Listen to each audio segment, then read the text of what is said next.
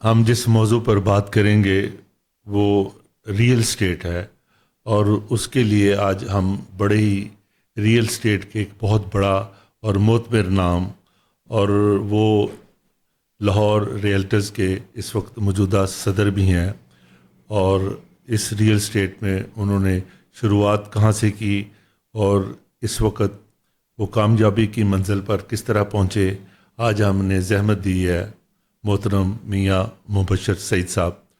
مبشر صاحب، آپ کا بہت شکریہ، آپ نے اپنا قیمتی وقت دیا، اور آج ہم آپ کی اس پوری جرنی کے حوالے سے کہ آپ ریئل اسٹیٹ میں کیسے آئے اور کس طرح یہ منزلیں آپ نے طے کی۔ بہت شکریہ جمشید صاحب۔ میں یہ چیز سمجھتا ہوں کہ میری بہت بڑی خوش قسمتی ہے کہ آپ کے ساتھ پوڈ کاسٹ کر رہے ہیں، چاہے جائے کہ بہت زیادہ میڈیا کو ڈیل کیا اور بہت سی پریس کانفرنس اور بہت سی چیزیں ہیں، لیکن آپ کے ساتھ جو پوڈ کاسٹ ہے، آپ میرے جنہیں میں بڑے بھائی کہتا ہوں، جناب شہزاد انور صاحب، ان کے بڑے بھائی ہیں، تو اس حوالے سے بھی آپ میرے لیے بہت زیادہ قابل احترام ہیں۔ اور ویسے بھی آپ کا جو زندگی کا سفر ہے وہ میں جانتا ہوں، اور بہت قابل احترام انسان ہیں آپ کا بہت شکریہ۔ آپ نے جو بات کی ریئل اسٹیٹ کا سفر کیسے شروع کیا، تو ریئل اسٹیٹ میں جیسے میں نے اپنی ایجوکیشن ابھی جاری رکھی ہوئی تھی، تو اس کے ساتھ ہی کچھ چیزیں لینے بیچنے کا اتفاق ہوا، جو کہ علامہ اقبال ٹاؤن کے ساتھ ایک ملحقہ سوسائٹی ہے اتحاد کالونی، وہاں سے، اور وہاں پر کچھ گھر لیے، کچھ پلاٹ لیے، لے کے بیچے۔ جیسے پتہ چلا کہ یہ اس میں تو پیسے بچتے ہیں اور بہت اچھے پیسے بچتے ہیں، تو اس کی طرف پھر مائل ہوتے چلے گئے اور اس کے ساتھ کام کرتے گئے۔ میں نے اپنے کیریئر کا آغاز جو ہے ریئل اسٹیٹ کا، وہ اتحاد کالونی سے اور علامہ اقبال ٹاؤن سے ہی کیا، اور جب میں نے یہ چیز دیکھی کہ ریئل اسٹیٹ کا کام جہاں پر بہت زیادہ آسان ہے اور بہت زیادہ منافع بخش ہے، وہاں پر بہت زیادہ محتاط بھی ہے۔ جب میں نے ایل ڈی اے کے معاملات دیکھے، ان دنوں ایل ڈی اے میں بہت زیادہ پرابلمز ہوا کرتی تھی، اب تو کمپیوٹر کا دور ہے اور بہت ساری چیزیں ریکارڈ مینٹین ہو چکے ہیں، لیکن تب جو کلرک بادشاہ تھے، آپ کی فائل میں سے کوئی بھی ایک پیپر نکال دیتے تھے، اور آپ کی فائل جو ہے وہ 1 نمبر سے 1.5 نمبر یا 2 نمبر یا 2.5 نمبر یا 3 نمبر، یہ سارے نمبروں پہ ہو جاتی تھی، اور پھر انہی کلرک صاحبان کے ہاتھ میں تھا۔ تو میں نے یہ چیز دیکھتے ہوئے وہاں سے کچھ چیزیں وائنڈ اپ کی، اور اس کے بعد میں نے ٹاؤن شپ میں کچھ ایک تو ڈیل کر رہا تھا، ہاؤسنگ سوسائٹی جو ہے وہ ڈیل کر رہی تھی، ہاؤسنگ کا محکمہ ہوتا تھا وہ ڈیل کرتا تھا، اور ایک پنجاب کوآپریٹیو سوسائٹی تھی جو ٹاؤن شپ کے کچھ پلاٹس کو ڈیل کرتی تھی، تو ان کے ساتھ میں نے ڈیل کرنا شروع کیا۔ ان کے مخصوص پلاٹ تھے، ان پر کچھ گھر بنائے، کچھ ویسے بیچے، اور وہاں پر ٹریڈنگ بھی کی، اور اس کے بعد پھر وابڈا ٹاؤن میں 99 میں تقریباً وابڈا ٹاؤن میں شروع کیا۔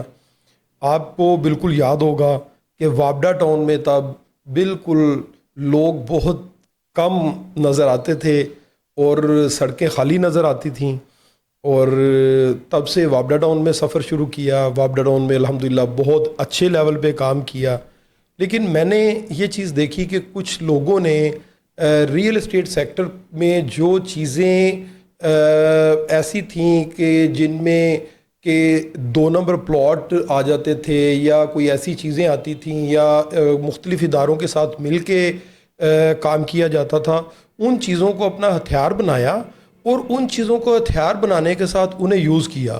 لیکن آپ یقین جانیں کہ میں نے دیکھا کہ جیسے ہی ان لوگوں نے ترقی کی، ویسے ہی وہ نیچے بھی آئے، اور وہ نیچے آنے کے ساتھ ساتھ وہ مقروض ہو کے بہت سارے لوگ ان میں سے جیلوں میں گئے، اور بہت سارے لوگ ان میں سے ڈیفالٹر ہو کے انہوں نے اپنی زندگی، جہاں پہ لوگوں کی زندگی خراب کی، وہاں پہ اپنی بھی زندگی خراب کی۔ لہٰذا میں نے ان سب لوگوں سے بہت زیادہ سبق سیکھا، ایسی جگہوں پر کام کیا جہاں پہ کام صحیح اور صاف ہوتا ہو. جہاں پہ مجھے نظر آیا کہ یہاں پہ کام جو ہے وہ ٹھیک نہیں ہے, وہ جگہ چھوڑ دی. لہٰذا وابڈا ٹاؤن میں, ولنشیا ٹاؤن میں, پی آئی اے میں اور دیگر جو ملحقہ سوسائٹیز ہیں, این ایف سی میں بہت زیادہ کام کیا. گھر بنا کے بیچے, پلاٹس جو ہیں وہ بیچے اور پلاٹس میں ٹریڈنگ کی. الحمدللہ اللہ تعالیٰ کی ذات نے بہت زیادہ عزتوں سے بھی نوازا اور بہت زیادہ رزق بھی دیا. اور وابڈا ٹاؤن میں ہی مجھے یہ اعزاز حاصل ہوا, اور جن میں میرے بڑے بھائی, آپ کے چھوٹے بھائی جو ہیں شہزاد انور صاحب بھی شامل تھے, اور ان کی کوشش کے ساتھ میں وابڈا ٹاؤن کی جو ڈیلر ایسوسیشن تھی اس کا جنرل سیکرٹری منتخب ہوا.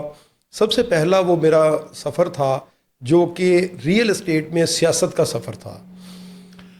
آپ نے کہا کہ آپ جنرل سیکرٹری بنے, تو آپ کے جنرل سیکرٹری بنے کی بنیادی وجوہات یہ تھیں کہ جو آپ نے بیڈ پیچ دیکھے آپ ان کو ریکٹیفائی کرنا چاہتے تھے؟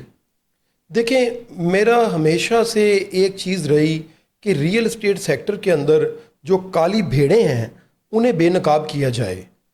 چاہے جائے کہ اس ٹائم پہ جو کالی بھیڑیں ہیں وہ بہت زیادہ پاورفل تھیں اور بہت زیادہ طاقت میں تھیں, اور کچھ معاملات ایسے تھے جو کہ وابڈا ٹاؤن سوسائٹی کے ساتھ وابستہ تھے. تو ان سب چیزوں کے لیے ہمیں ایک طاقتور ایسوسیشن کی ضرورت تھی, جس کے لیے ایسے لوگ سامنے آئیں جو لوگ کے اپنا مفاد چھوڑ کر اور لوگوں کے مفاد کے لیے کام کریں. ریئل اسٹیٹ سیکٹر نے الحمدللہ مجھے عزت دی, پیسہ دیا, مقام دیا, شہرت دی, لیکن ہم نے یہ چیز دیکھنا ہے کہ ہم نے ریئل اسٹیٹ سیکٹر کو کیا دیا ہے. ہم نے بھی کچھ نہ کچھ ڈیلیور کرنا تھا, جس کے لیے وابڈا ٹاؤن کے حوالے سے اگر آپ دیکھیں تو وابڈا ٹاؤن میں انہوں نے دیواریں کرنی شروع کیں, اور جہاں پر آج گیٹ لگے ہوئے ہیں وہاں پر انہوں نے دیواریں کرنی شروع کیں.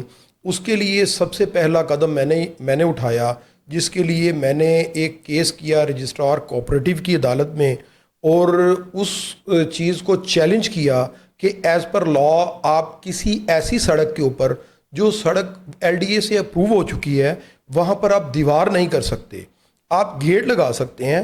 وہ فیصلہ آج بھی موجود ہے, جس میں کہ فیصلہ یہ دیا گیا کہ آپ جو ماڈل ٹاؤن ہے اس کی طرز پہ آپ گیٹ لگا سکتے ہیں.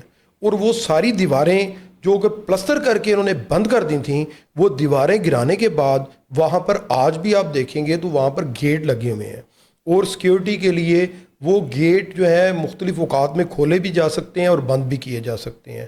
اور اس کے ساتھ ساتھ اور بہت سارے زیادہ مسائل تھے وہاں پر, رہائشیوں کے بھی اور جو لوگ کام کر رہے تھے ان کے بھی. الحمدللہ وہاں پہ بہت اچھے لیول پہ کام کیا, اور جو خدمات ہم دے سکتے تھے ریئل اسٹیٹ سیکٹر کے لیے جو کر سکتے تھے وہ کی. حالانکہ میرے لیے یہ بڑا آسان کام تھا کہ میں قطعی طور پہ کسی چیز کے لیے کام نہ کرتا, صرف اپنے بزنس کو دیکھتا اور اس میں ہی جو ہے نہ رہتا اور اسی میں کام کرتا.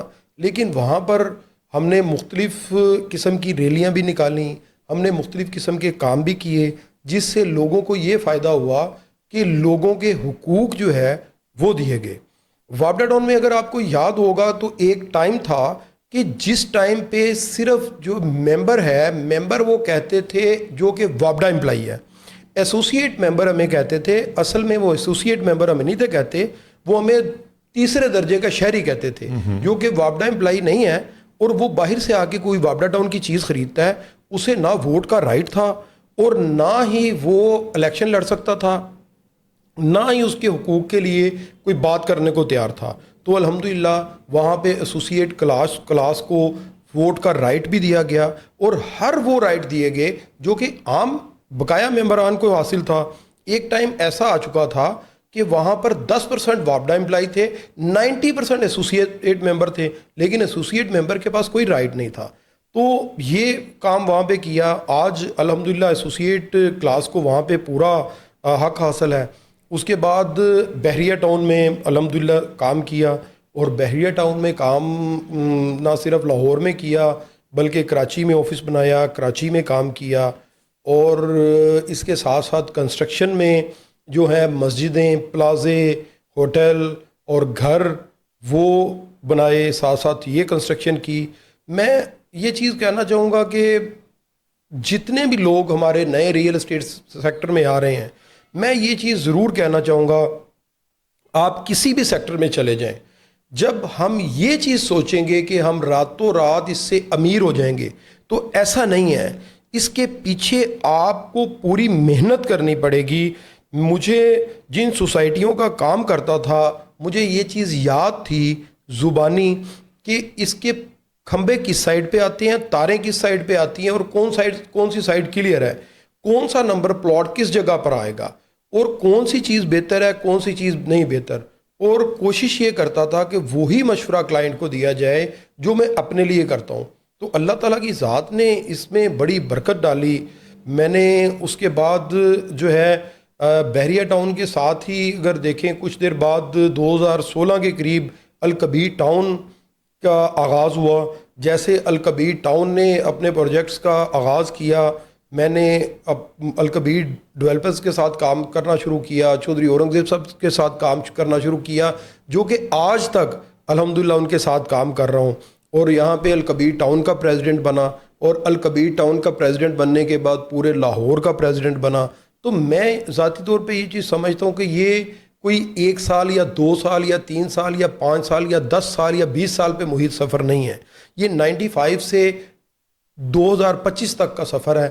اور اس کے ساتھ ساتھ گریجولی اسی چیز میں لگے رہے، ریئل اسٹیٹ میں لگے رہے. بے شمار نشیب و فراز آئے.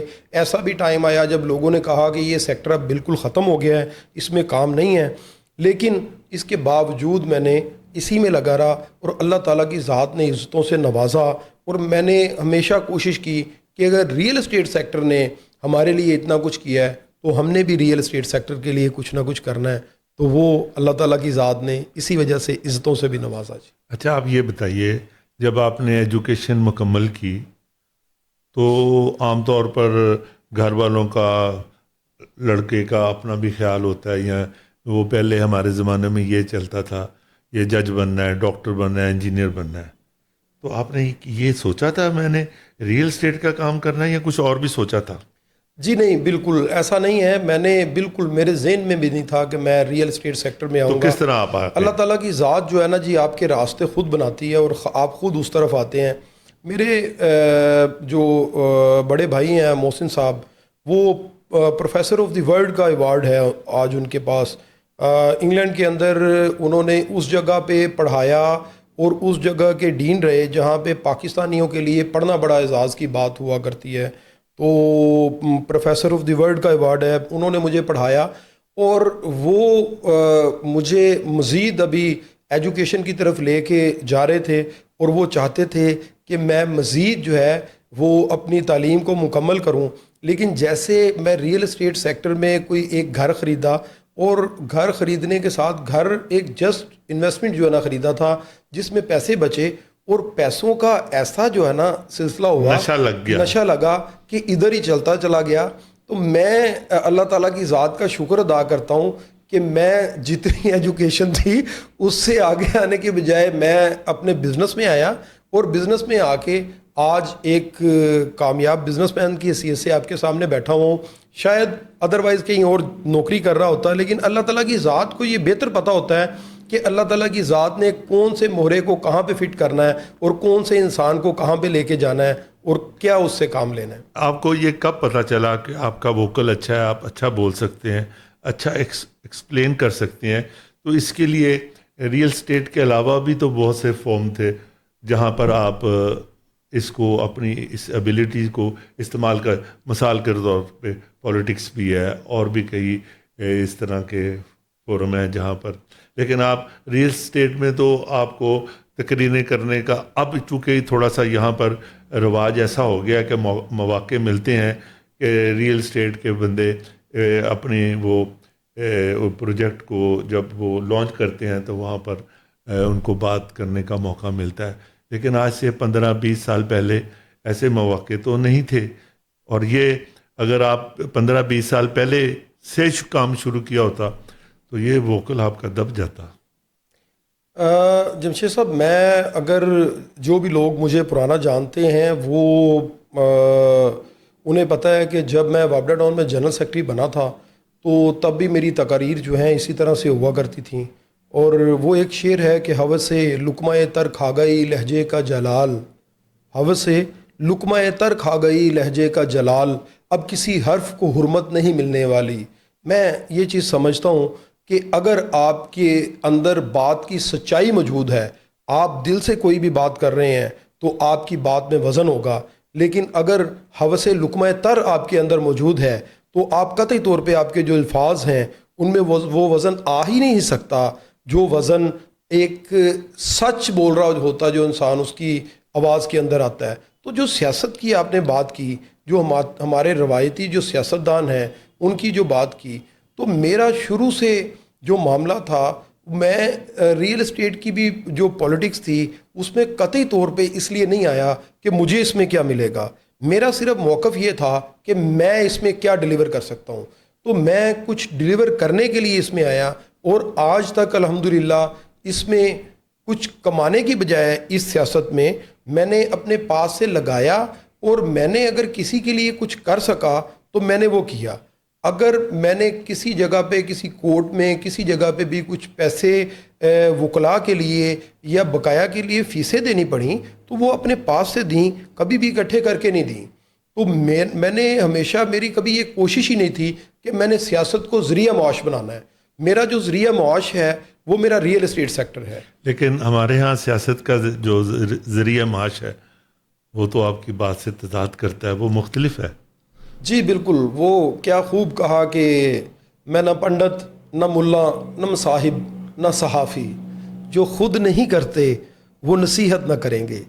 تو سر بات یہ ہے کہ آپ نے دیکھنا یہ ہے کہ جو رواج چل رہا ہے اس رواج کے چاہے آپ کو اپوزٹ چلنا پڑے، چاہے آپ مخالف سمت آپ کو چلنا پڑے، لیکن آپ نے کرنا وہ ہے جو ضرورت ہے وقت کی. آپ نے دو چیزوں میں فیصلہ کر کے چلنا ہے، یا تو آپ ہوا کے ساتھ چل پڑیں اور اپنے آپ کو ہوا کے دوش پہ چھوڑ دیں، اور جو ہو رہا ہے اسے ہونے دیں، اور ضمیر کو بھی مار دیں، اور خود بھی جو ہے وہ ایک مردہ سے صرف پیسہ جو ہے نہ کمائے. لیکن آپ یقین جانیں کہ جو پیسہ آپ کے مقدر میں ہے انشاءاللہ وہ آپ کو ضرور ملے گا، چاہے آپ کی دنیا پوری مخالف ہو جائے، آپ کو وہ ملنا ہی ملنا ہے. جب ہمارا بحیثیت مسلمان یہ ایمان ہے تو پھر کم سے کم ایسا ہو کہ وہ کیا خوب کسی نے کہا کہ دنیا وچ رکھ فقیرہ اے جا بین کھلون، تو ہوویں تے ہسن لوکی نہ ہوویں تے رون. تو ہونا یہ چاہیے کہ آپ دنیا میں رہتے ہوئے اپنا ایک کردار نبھا کے جائیں. پیسہ تو وہی ہے جو آپ کی قسمت میں جو ملنا ہے، اور اس کے بعد آپ کے بچوں نے اسے کتنا سنبھالنا ہے یا کتنا سنبھالا جانا ہے یا کس طرح استعمال یہ بھی دیکھا کرنا ہوگا. لیکن آپ نے اس پیسے کا حساب دینا ہے. اگر واقعی آپ کے اندر یہ بات موجود ہے تو یقینی طور پھر آپ ہوا کے ساتھ نہیں چلیں گے، پھر آپ سچ کے ساتھ چلیں. Very nice, very nice, very. آپ لاہور کے پریزیڈنٹ بھی بن گئے، اس حوالے سے پراپرٹی میں بڑی مشکلات آ رہی ہیں، خاص کر یہ جو موجودہ گورنمنٹ ہے یہ اکثر جب ان کی باری آتی ہے یا یہ حکومت میں آتے ہیں تو یہ پراپرٹی کو اتنا وہ تھوڑا سا پیچھے کر دیتے ہیں، ٹیکسز اتنے لگا دیتے ہیں کہ آگے جتنے کا پہلے پلاٹ ملتا تھا اب اس پر اتنا جتنے، فار ایگزامپل ولنشیا میں آپ کو پتہ ہے شروعات ہم نے بھی وہیں سے کی، تو وہاں اگر فرض کرے 10 لاکھ کا پلاٹ تھا تو 20-25 ہزار روپیہ اس کے اوپر ٹرانسفر کی فیس آتی تھی. اب 10-10 لاکھ روپیہ ٹرانسفر پر خرچہ آتا ہے. تو اس حوالے سے being as a president of the Lahore realtors آپ نے حکومت کے ساتھ کیا کیا کہ ان ٹیکسوں میں کچھ بہتری آ سکے، لوگوں کو گھر بنانے میں، ٹرانسفر کرانے میں کوئی آسانی پیدا ہو سکے؟ جی بالکل، دیکھیں ہمارے جو ہیں مذاکرات جو ہیں وہ حکومتی لیول پہ مختلف جگہوں پہ ہوتے رہتے ہیں، جس میں FBR کے ساتھ ہمارے کچھ دیر پہلے اسحاق ڈار صاحب کے ساتھ بھی اس میں میٹنگ ہوئی تھی، اس کے بعد FPR میں ہماری میٹنگز ہوتی رہتی ہیں اور مختلف جگہ پہ ویلیویشن ٹیبلز کے حوالے سے میٹنگز ہوتی رہتی ہیں. دیکھیں ہم نے دو چیزیں یہاں پہ جمشید صاحب دیکھنی ہیں. ایک ہم پاکستانی ہیں اور دوسرے نمبر پہ ہم جس فیلڈ میں ہیں اسے بھی ہم نے دیکھنا ہے. تو ہم نے ہمیشہ ریئل اسٹیٹ سیکٹر کے جتنے بھی لوگ ہیں انہوں نے ہمیشہ یہ کوشش کی کہ ایسے دائرے کے اندر رہتے ہوئے ٹیکسز لگیں اور لگائے جائیں جس میں ریئل اسٹیٹ سیکٹر بھی چلتا رہے اور پاکستان کو ٹیکس بھی ملتا رہے. لیکن یہاں پہ سب سے زیادہ جو پرابلم یہ رہی کہ بند کمروں میں بیٹھ کے جب پالیسیاں بنائی جاتی ہیں, جب سٹیک ہولڈرز کو ساتھ شامل نہیں کیا جاتا تو وہ ٹارگٹ اچیو کرنے کے لیے جو ریٹ بڑھائے جاتے ہیں, جو کہ 100 ٹرانسفر ہونی تھی وہاں پہ 10 ٹرانسفر رہ جاتی ہیں. تو ریٹ بڑھانے کے باوجود ایک تو بے روزگاری پیدا ہوتی ہے اور دوسرے نمبر پہ وہاں پہ آپ دیکھیں کہ ٹیکس بھی کم اکٹھا ہوتا ہے. تو ہمارا ہمیشہ جو حکومت کے ساتھ جو مذاکرات ہوئے ہم نے یہی چیزیں کہیں کہ اسٹیک ہولڈرز کو ساتھ شامل کیا جائے. اس میں آپ کو پتہ ہے کہ 7E کے حوالے سے میری تب اسحاق ڈار صاحب سے ملاقات ہوئی تھی اور تب ان کی گورنمنٹ جو ہے جانے والی تھی اور الیکشن ہونے والے تھے اور اس میں انہوں نے الحمدللہ کافی ساری چیزیں مانی اور اسے پوسٹ پون کیا. اور اس کے علاوہ ویلیویشن ٹیبلز کے حوالے سے جو کہ FBR مزید بڑھانا چاہتا تھا اس میں جو ہے نا بات چیت ہوئی. جائے کہ اس ٹائم بھی جو ٹیکسز ہیں وہ بہت زیادہ ہیں اور اس میں کمی ہونی چاہیے اور مختلف پلیٹ فارم پہ ہم اس کے لیے کوشش بھی کر رہے ہیں. لیکن مجموعی طور پہ اگر آپ دیکھیں گے تو نہ صرف ریئل اسٹیٹ سیکٹر میں یہ پوزیشن ہے بلکہ جو بقایا معاملات ہیں ان میں بھی یہ پوزیشن ہے. اگر آپ کپڑے کی انڈسٹری میں اگر چلے جاتے ہیں تو وہاں پر بھی آپ کو ایسی پوزیشن ملے گی جس کے لیے پورا کاروباری طبقہ جو ہے وہ پریشانی کا شکار ضرور ہے. لیکن اس کے لیے بہت زیادہ معاملات ایسے ہیں کہ ہم ایسی کنڈیشن میں موجود ہیں, پاکستان اکنومیکلی ایسی کنڈیشن میں موجود ہے جس میں کہ یہ ٹیکسز جو ہے بڑی ساری جگہ پہ ناگزیر ہیں. لیکن اگر انہی ٹیکسز کو لینے کے لیے ایک طریقہ کار بہتر بنا لیا جائے تو گورنمنٹ کو ٹیکسز بھی ملیں گے اور واقعی ہم اس میں جو ہے نا ریئل اسٹیٹ سیکٹر سروائیو بھی بہت اچھے طریقے سے کر سکے گا. اس میں سے کچھ چیزیں ہماری مانی جاتی ہیں, کچھ چیزیں نہیں مانی جاتی, جس کے لیے بے شمار مرتبہ ہمیں احتجاج بھی کرنے پڑے اور احتجاج کی صورت میں ہمیں کچھ سنگین نتائج بھی بھگتنا پڑے.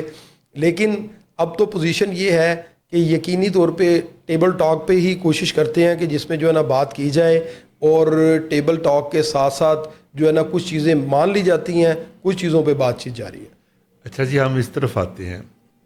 الکبیر ٹاؤن, آپ یہاں آئے, یہاں مارکیٹ کے صدر بھی رہے اور اس کے بعد لاہور کے بھی صدر بن گئے. ابھی آپ ڈاؤن ٹاؤن میں ایک AGS کے نام سے بہت بڑا پروجیکٹ بنا رہے ہیں. آلموسٹ مین ڈرائیون روڈ کے اوپر ہے, 52 مرلہ اس کی جگہ ہے اور تقریباً 11 سٹوری کا وہ پروجیکٹ ہے. یہ AGS مینز الجنت, گرینڈ لنکس اور شاہین. یہ بتائیں شاہین نام آپ نے کیوں چوز کیا ہوا ہے؟ یہ فیمیل میں بھی نام آتا ہے. ایکچوئل شاہین جو ہے وہ میری والدہ کا نام ہے. اچھا ٹھیک ہے, میں نے اپنی والدہ کی نسبت کے ساتھ یہ نام رکھا ہوا ہے. ٹھیک ہے. اور میری ہمیشہ یہ کوشش رہتی ہے کہ میری والدہ کے نام پہ یہ نام ہے تو کوئی بھی کسی قسم کا ایسا معاملہ نہ آئے جو کہ اس نام پہ کوئی کسی قسم کا حرف آئے.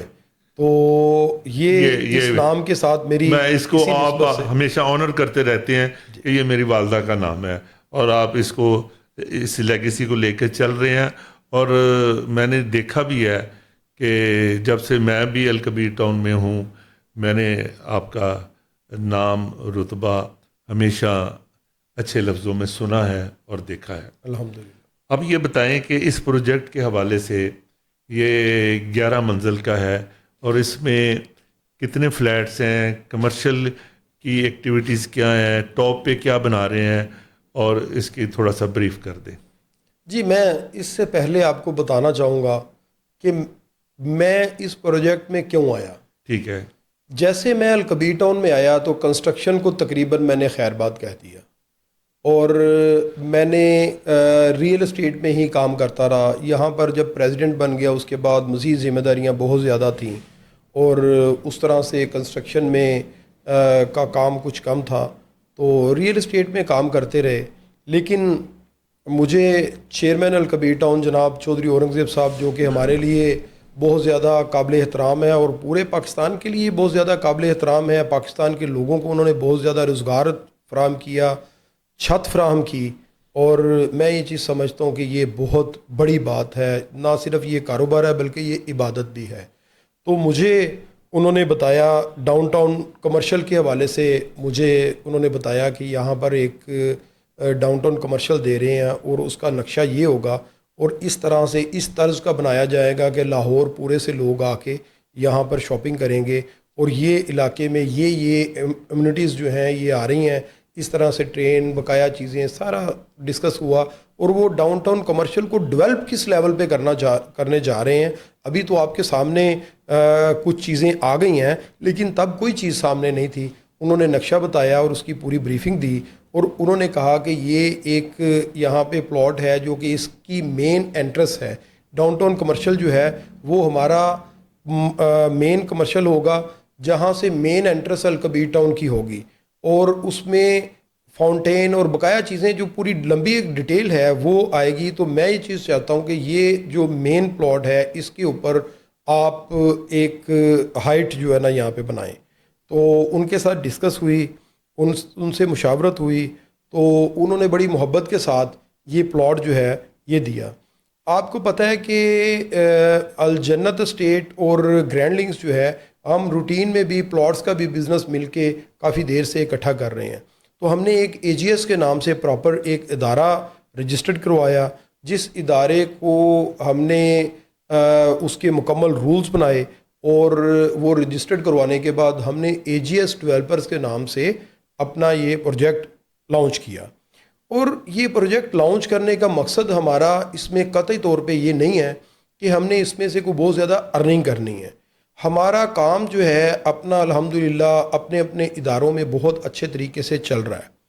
ہمارا مقصد جو تھا، ہمارا مقصد 2 مقاصد ہیں ہمارے۔ ایک تو ہمیں مین جو پلاٹ ملا ہے اس کے اوپر ہم نے ایک آئیکونک بلڈنگ جو ہے نا بنانی ہے، جو کہ اس بلڈنگ کو لوگ دیکھیں اور یہ پورے علاقے کے اندر اس بلڈنگ کی ایک ایگزامپل دی جائے۔ اور دوسرے نمبر پہ ہمارا مقصد یہ تھا کہ ہم یہ چیز بتائیں کہ اگر لوگ کوئی کنسٹرکشن کرتے ہیں یا کسی گھر کو چھوڑ کے اپارٹمنٹ لیتے ہیں تو اپارٹمنٹ کی اصل وجہ کیا ہے۔ اپارٹمنٹ لوگ یہاں پر لوگ زیادہ زمین لینے کو ترجیح دیتے ہیں، لیکن دیکھا یہ جائے کہ اپارٹمنٹ کیوں لینا ہے، اور دیکھا یہ جائے کہ کسی پلازے کے اندر ہم نے دکان کیوں لینی ہے، جبکہ ہمیں پلاٹ پہ لے کے دکان بنانی سستی پڑ جاتی ہے، تو ہم کسی پلازے کے اندر دکان کیوں لیں۔ تو یہ مین چیزیں ہیں جس کے لیے ہم نے اس پہ کام کیا، اور الحمدللہ ہم نے اسی کے مطابق اس میں امینٹیز جو دے رہے ہیں اسی کے مطابق ہم لے کے چل رہے ہیں۔ اس کے لیے ہم جو سوئمنگ پول جو دے رہے ہیں وہ واقعی اس طریقے سے دے رہے ہیں کہ اس میں لوگ اسے یوٹیلائز کر سکیں۔ سب سے مین جو چیز ہے، یہاں پہ سوئمنگ پول دے تو دیا جاتا ہے لیکن سوئمنگ پول کا استعمال نہیں ہوتا۔ اگر استعمال ہوتا بھی ہے تو اس میں صرف مرد حضرات جو ہیں وہ استعمال کرتے ہیں، جو کہ نہر میں بھی نہا لیتے ہیں، اور عام طور پہ سوئمنگ پول جو باہر اویلیبل ہیں وہاں پہ بھی نہا لیتے ہیں، اور وہ مختلف جگہ پہ انہیں کوئی ایسا معاملہ نہیں ہے۔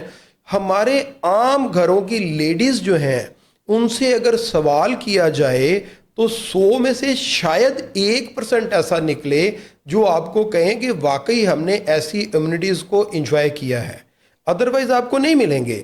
تو ہم نے سب سے پہلے جو ڈیزائن کیا، میں آپ کو ایک ایک چیز پہ بات کر کے بتا رہا ہوں، چند چیزوں پہ بتا سکوں گا، ٹائم مختصر ہے، کہ سوئمنگ پول پہ ہم نے یہ کیا کہ ایسا ڈیزائن کیا جس میں لیڈیز کے لیے باپردہ ٹائمنگ علیحدہ ہو، اور وہ اپنے اپارٹمنٹ میں سے نکلیں اور جا کے وہ سوئمنگ پول یوز کریں۔ وہاں پر جو انسٹرکٹر ہوں وہ بھی لیڈیز ہی ہوں، اس کے اندر جینٹس کی کوئی انٹری نہ ہو، وہ باپردہ ہو، اور اس ٹائم جینٹس کی کوئی ٹائمنگ نہ ہو، اور جو جینٹس کی ٹائمنگ ہو اس ٹائمنگ میں لیڈیز نہ ہوں، اور جو فیملی ٹائمنگ میں ہو اس میں صرف فیملی ہو، اس میں نہ اکیلے جینٹس جا سکیں نہ اکیلے لیڈیز جا سکیں۔ تو یہی پوزیشن ہم نے جم کے ساتھ بھی کی، جم کی بھی یہی پوزیشن ہے، اس کے بعد سونا بات ہے, کڈز پلے ایریا ہے, روف ٹاپ گارڈن ہے, اس میں فوڈ کورٹ ہے, اس کے اندر بے شمار امینٹیز ہیں جو ہم نے اس میں جو ہے نا دیں. اس کے بعد میں نے, کیونکہ دنیا میں مختلف جگہ پہ سفر کرتا رہتا ہوں, میں نے یہ چیز دیکھی کہ ہر جگہ پہ سب سے پہلے جو ہے وہ سیفٹی کو دیکھا جاتا ہے. تو اس میں ہم نے ٹوٹل 26 سے 28 راستے ایسے دیے جو کہ خدا نخواستہ in case of emergency rescue 1122 کو اگر سیڑھیاں لگانی پڑیں تو وہاں سے سیڑھیاں لگائی جا سکیں. ہم نے اس کے اندر لفٹوں کے علاوہ اترنے کے لیے سیڑھیاں علیحدہ دیں, اور ان سیڑھیوں کے علاوہ اگر خدا نخواستہ سیڑھیوں کے اندر دھواں بھر جائے یا کوئی ایسا سلسلہ ہو تو اس کے لیے باہر سے بھی سیڑھیاں ہم نے علیحدہ اترنے کے لیے دیں کہ کوئی ہر منزل سے علیحدہ اسے اترا جا سکے. سیفٹی کا ہم نے جو ہے نا اس میں خیال رکھا, اور اس کے ساتھ ہم نے سیکیورٹی کے مختلف فیچر جو ہے نا ہم نے اس میں جو ہے نا دیے ہیں, جس میں سے کہ لفٹ جو ہے وہ کارڈ کے ساتھ آپریٹ ہوگی. جو آپ کا فلور ہے آپ اسی فلور پہ جا سکیں گے. دوسرے فلور پہ جانے کے لیے آپ کو یا وہاں سے وہ انوائٹ کریں گے یا آپ ریسیپشن سے جو ہے نا کر کے جائیں گے. جیسے آپ امریکہ یا کینیڈا یا UAE میں اگر آپ اچھے اپارٹمنٹ میں جاتے ہیں تو جو آپ کو وہاں پہ سہولتیں ملتی ہیں, تو آپ کو مکمل وہاں پہ سہولیات ایسی ملیں کہ آپ کو سمجھ لگے کہ آپ اگر 3 مرلے کا گھر لیتے ہیں یا 5 مرلے کا یا کنال کا گھر لیتے ہیں تو کنال کے گھر کے اندر بھی آپ وہ امینٹیز جو ہیں وہ استعمال نہیں کر سکتے. کنال کے گھر میں اگر کچھ لوگ سوئمنگ پول بھی بنا لیتے ہیں فار ایگزامپل, تو جم نہیں بنا سکیں گے. اگر سوئمنگ پول بناتے ہیں تو اس کی جو خرچہ جو ہے منتھلی, اس کو جو مینٹین رکھنے کا خرچہ ہے وہ نہیں کر سکتے, اور اس کے لیے اسے پھر جو ہے نا اسے صرف وہ پڑا رہتا ہے, وہ استعمال نہیں ہوتا. اسی طرح سے اگر اس کے اندر جو ہے وہ سینما ہے تو وہ آپ یوٹیلائز نہیں کر سکتے. اگر آپ اس کے لیے بقایا چیزیں ہیں, جم ہے تو جم کے لیے آپ باقاعدہ انسٹرکٹر رکھیں گے, بقایا چیزیں رکھیں گے, اس کی مشینری کو اپڈیٹ کریں گے تو وہ بڑا کاسٹلی پڑتا ہے, وہ آپ اس طرح سے اپڈیٹ نہیں کر سکتے. اور 3 مرلہ 5 مرلہ 10 مرلہ والے لوگ تو اسے تصور بھی نہیں کر سکتے. پھر سیکیورٹی کے حوالے سے آپ وہاں پہ اپنا سیکیورٹی گارڈ رکھیں گے تو ایک سیکیورٹی گارڈ ویسے بھی ناکافی ہے. تو ایک ایسی بلڈنگ جسے اپڈیٹ رکھا جائے اس کے لیے سیکیورٹی اور یہ چیزیں, یہ فیچرز جو ہیں جب سارے بن کے ملتے ہیں تو میں یہ چیز سمجھتا ہوں کہ میں آج یہ بات کر رہا ہوں لیکن جنت کے خیال سے جنت بہت بہتر ہوگی. جنت کا خیال ہم جتنا بھی کر لیں, جب جنت دیکھیں گے تو پتہ چلے گا انشاءاللہ کہ یہ تو بہت بہتر ہے. تو اسی طرح کمرشل کے حوالے سے میں جو ہے نا بات کرنا چاہوں گا کہ کمرشل اکثر لوگ یہ بات کرتے ہیں کہ کمرشل جو ہے جی وہ ہم ایک پلاٹ لے کے کیوں نہ بنا لیں. آج اگر آپ دیکھتے ہیں حفیظ سینٹر کے اندر جاتے ہیں تو اس کے جو اوپر کی دکان ہوتی ہے وہ بھی جو ہے نا بڑی مہنگی دکان ہے, لیکن اگر اسی سے آپ آدھا کلومیٹر پیچھے جا کے یا چند فرلانگ پیچھے جا کے اگر آپ دکان لیتے ہیں تو شاید آپ کو اتنے کا پلاٹ مل جاتا ہے. تو جہاں پہ بزنس سینٹر بنتے ہیں اور انہیں کامیاب ماڈل بنایا جاتا ہے, ان کے اندر جو کاروبار ہوتے ہیں وہ چاہے فرسٹ فلور پہ ہوں, سیکنڈ فلور پہ ہوں, گراؤنڈ فلور پہ ہوں یا بیسمنٹ پہ ہوں, وہ کاروبار وہاں پہ چلتے ہیں جو بزنس سینٹر کے اندر ماڈل ہوتے ہیں. لیکن اگر اسی جگہ کے لیے آپ نے ایک علیحدہ دکان بنانی ہے تو آپ نے ایڈورٹائزمنٹ بھی اس کی علیحدہ کرنی ہے اور بقایا چیزیں بھی آپ نے ساری خود کسٹمر کو بلانا ہے. لیکن یہاں پہ اگر میری دکان ہوگی تو ساتھ والی آپ کی دکان ہے تو میں بلاؤں گا تو ساتھ والے آپ کے پاس تو آئیں گے. ایک تو یہ چیز بہت بڑی ہے. اور دوسرے نمبر پہ میں یہ چیز بتانا چاہوں گا کہ ہمارے یہاں پہ جو ٹرینڈ چل رہا ہے, ہمارے یہاں پہ ٹرینڈ چل رہا ہے کہ بس اپارٹمنٹ ہے تو اس ریٹ پہ پر اسکوائر فٹ ہے, اگر دکان ہے تو اس ریٹ پہ پر اسکوائر فٹ ہے. او بھائی ہم نے دیکھنا یہ ہے کہ جو لوگ 7-7 کلومیٹر پیچھے جا کے 5-5 کلومیٹر پیچھے جا کے 4-4 کلومیٹر پیچھے جا کے جو لوگ دے رہے ہیں وہاں پہ کاروبار کیسے چلائیں گے. دکان تو اسکوائر فٹ کے حوالے سے لے لیں گے لیکن اسے چلائیں گے کیسے. اور اگر آپ اپارٹمنٹ لے کے رہ رہے ہیں تو بے شمار, اگر آپ نے جیسے ایک قیمتی پلاٹ کے اوپر اپارٹمنٹ لیا ہے تو وہ اپارٹمنٹ بھی آپ کا قیمتی ہے. بے شمار آج کام ایسے ہیں جو کہ آن لائن کام ہو رہے ہیں, گھر کے اندر بیٹھ کے کام ہو رہے ہیں, اور وہ آن لائن کے لیے ایسے اپارٹمنٹ جو ہیں جسٹ اپنے ذاتی طور پہ آفس کے لیے بھی استعمال ہو جاتے ہیں جہاں پہ پبلک ڈیلنگ نہیں ہوتی, اور وہاں پر لوگ جو ہے نا وہ فری لانسر کے طور پہ وہاں پہ کام کرتے ہیں اور وہ بہترین استعمال ہوتے ہیں. اسی لحاظ سے آپ بہترین طریقے سے یہ جو ہے نا استعمال کر سکتے ہیں. لہٰذا ہمیں کہیں بھی اپارٹمنٹ یا شاپس کی انویسٹمنٹ کرتے ہوئے بھی لوکیشن کو اور جو لوگ بنانے والے ہیں, جو ادارہ ہے, اس کو بہت زیادہ توجہ دینی چاہیے کہ ایک بلڈنگ بننے کے بعد 15,000 روپے والا اسکوائر فٹ والا اپارٹمنٹ جو ہے وہ 12,000 روپے رہ سکتا ہے, اور ایک اچھی بلڈنگ بننے کے ساتھ 15,000 والا اپارٹمنٹ جو ہے وہ 30,000 روپے جا سکتا ہے. تو ان چیزوں کو ہم بہت زیادہ ملحوظ خاطر رکھ رہے ہیں جی. Being as a professor of property, کیونکہ آج جس طرح آپ نے بات کی ہے اور جس طرح کا آپ نے ایک لیکچر ڈلیور کیا ہے, تو یقیناً یہ کسی یونیورسٹی کا پروفیسر ہی کر سکتا ہے. چونکہ آپ کی فیلڈ ریئل اسٹیٹ ہے, تو میرا خیال ہے اگر میں کسی اور موضوع کی طرف آپ کو موڑ دوں تو شاید آپ اس میں بھی اسی طریقے سے بات کریں. آپ نے بات کی جنت کی, فلیٹ کی. بھائی جنت میں حوریں ملیں گی, فلیٹ میں حوریں شاید نہ مل سکیں. تو بہرحال لاسٹ کویشچن یہ ہے کہ بینگ ایز اے پروفیسر, آنے والے جو لوگ اس فیلڈ میں آنا چاہتے ہیں اور اس فیلڈ میں کام کرنا چاہتے ہیں, ان کو کن باتوں کا بنیادی خیال رکھنا چاہیے جس میں ان کی عزت بھی قائم رہے, کلائنٹ بھی خوش ہو, اور آپ کا ایک اچھا امپیکٹ آئے کہ ہم فلاں شخص سے ہم نے ڈیل کی تھی, وہ بڑا ایماندار تھا؟ سب سے پہلی چیز یہ ہے جی کہ میں آج بھی اپنے آپ کو بالکل اسٹوڈنٹ تصور کرتا ہوں, اور آپ یقین جانیے یہ بات بالکل کہنے کی حد تک نہیں ہے. میرا زندگی کا جو بھی دن گزرتا ہے مجھے سمجھ لگتی ہے کہ میں نے جو کل دن گزرا اس میں مجھے یہ اصلاحات کرنی چاہیے تھی. تو اس کا مطلب ہے کہ آج بھی سیکھ رہے ہیں تو سیکھنے والا اسٹوڈنٹ ہوتا ہے. اور جمشید صاحب آپ کے سامنے تو ہم بالکل اسٹوڈنٹ کی مانند ہیں, اور پرائمری کے اسٹوڈنٹ کی مانند ہیں. آپ ماشاءاللہ ریئل اسٹیٹ سیکٹر میں بھی آپ کا ایک پرانا نام ہے اور آپ کام کر رہے ہیں, اور آپ کو ہم واقعی ان میں گنتے ہیں کہ جو ہمارے ٹیچر ہیں. تو جو آپ نے بات کی سر کہ کون کون سی چیز کا, کن چیزوں کا خیال رکھنا چاہیے, سب سے پہلی چیز میں پاکستان کے ہر نوجوان کو ایک پیغام دینا چاہوں گا, وہ چاہے ریئل اسٹیٹ میں ہو یا کسی بھی فیلڈ کے اندر ہو. آپ نے سب سے پہلے اپنی فیلڈ کے اندر محنت کو اور انتھک محنت کو لازمی بنانا ہے, اور پھر کامیابی جو ہے وقت کے ساتھ ساتھ آپ کی طرف آئے گی, اور انشاءاللہ کامیابی آپ کو ضرور ملے گی.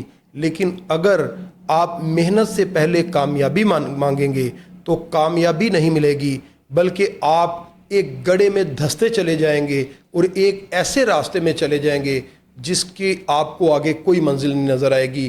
آپ کسی بھی کاروبار کے اندر چلے جائیں, کسی کامیاب آدمی کو دیکھیں تو اس کے پیچھے سالہ سال کی ایک محنت اور اس کا ایک سفر ہوگا, اور وہ سفر محنت کا اور ایمانداری کا سفر ہوگا.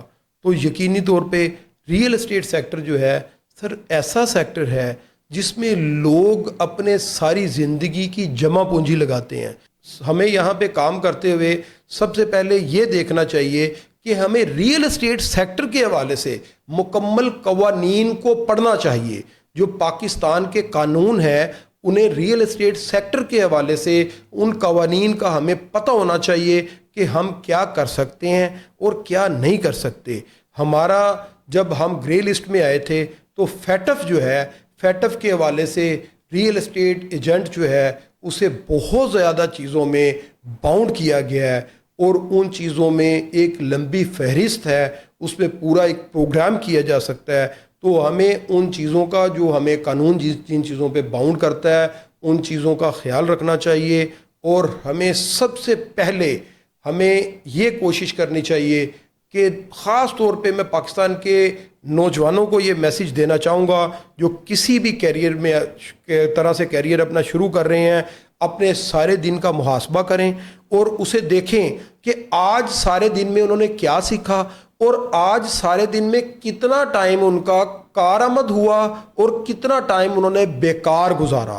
اگر انہوں نے سوشل میڈیا کا استعمال کیا تو کتنا ٹائم انہوں نے سوشل میڈیا جو استعمال کیا وہ کارآمد والا تھا, اور کتنا ٹائم تھا جو بیکار گزارا.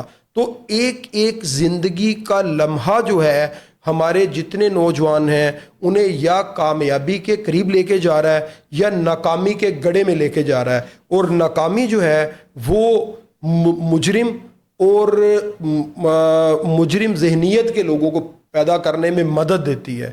کامیابی جو ہے انسان کو ہمیشہ جب ایک پازیٹیو سائڈ پہ کامیابی ہوتی ہے تو انسان کو موٹیویشن بھی دیتی ہے اور دوسرے معاشرے میں لوگوں کو مدد کرنے میں بھی آسانی ہوتی ہے. تو ہمارا ایک ایک لمحہ جو ہے ایک عام آدمی کا، ایک عام ہمارے نوجوان کا، وہ اگر کارآمد طریقے سے گزرے تو وہ نوجوان کامیاب ہوگا.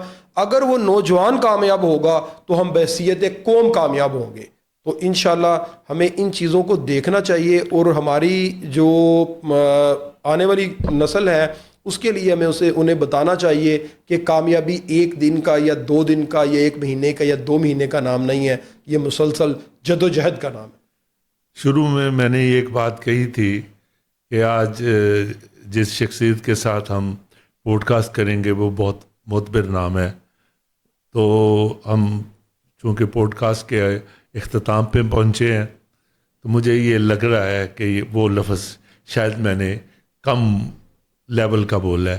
جس طریقے سے آپ نے نئی نسل کو، موجودہ حالات کو پورا ایک آپ نے ایک سارا ڈیٹیل کے ساتھ بتایا ہے، اور جس طرح ابھی آپ کے اندر پوٹینشیل ہے اور بات کرنے کا، تو چونکہ وقت کی بھی قید ہوتی ہے پوڈ کاسٹ میں، تو انشاءاللہ تعالی نئی نسل نے یہ آپ کا پوڈ کاسٹ سن لیا تو ان کو ضرور فائدہ ہوگا اور ان کو سننا بھی چاہیے.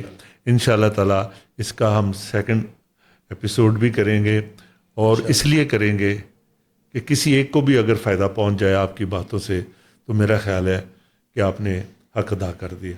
آپ کی آمد کا بہت شکریہ. بہت شکریہ.